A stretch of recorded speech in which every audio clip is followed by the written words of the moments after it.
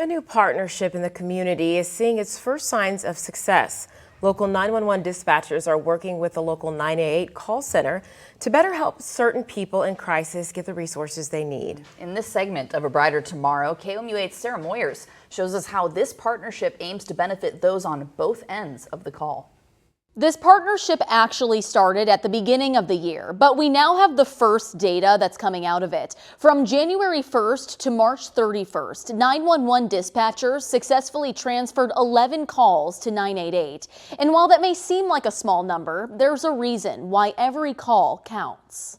Tell me exactly what happened. Being the first point of contact on someone's worst day can be a tough job. Very high burnout rate. But it's a job Devin Stevenson says is vital. What we say and what we do and how quickly we do it could be the difference between life and death. Here at Boone County Joint Communications, 911 dispatchers like Stevenson experience a unique type of stress. It could be anything from sitting on my chair twiddling my thumbs for 12 hours, or I could be getting calls back to back to back for 12 straight hours. This, combined with the remnants of pandemic staffing shortages, have stretched emergency dispatchers thin. So that's one of the things we're kind of trying to hit home, especially here at Boone County, but with dispatchers around the world, we're trying to figure out how we can get away from that. That's one reason why the county has partnered with 988. When you think about 988, part of the intention is diversion.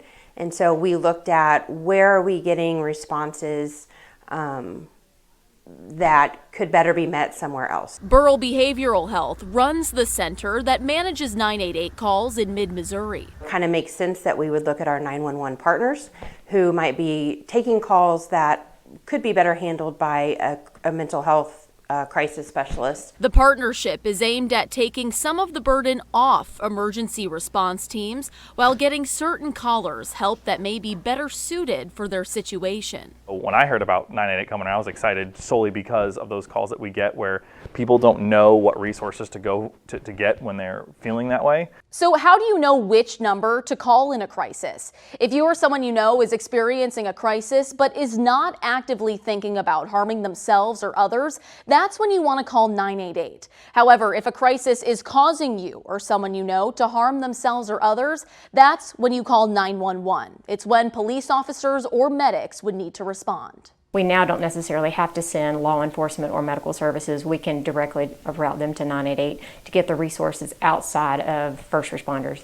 It's an effort to cut back on the situations where first responders don't need to be. That's not to say that everyone that's calling in isn't in crisis, because we want to make sure we get them the appropriate resources regardless. But Davis says the ability to transfer callers who meet the criteria for a 988 response benefits everyone. But it does open up the first responders to assist and respond to those calls that are of a higher priority in that particular moment. No matter what it may be, someone else might be in crisis to assist them. So the first thing they think is, who do I know that always helps people? Oh look, 911, we'll just call them. And we do help, but we're so tied down by all the different calls that we have that having the ability to say, hey, I have somebody that can do this full time with you and I can go back to handling the life or death emergencies is a huge, huge change. It's a change that has the potential to transform the field of emergency communication.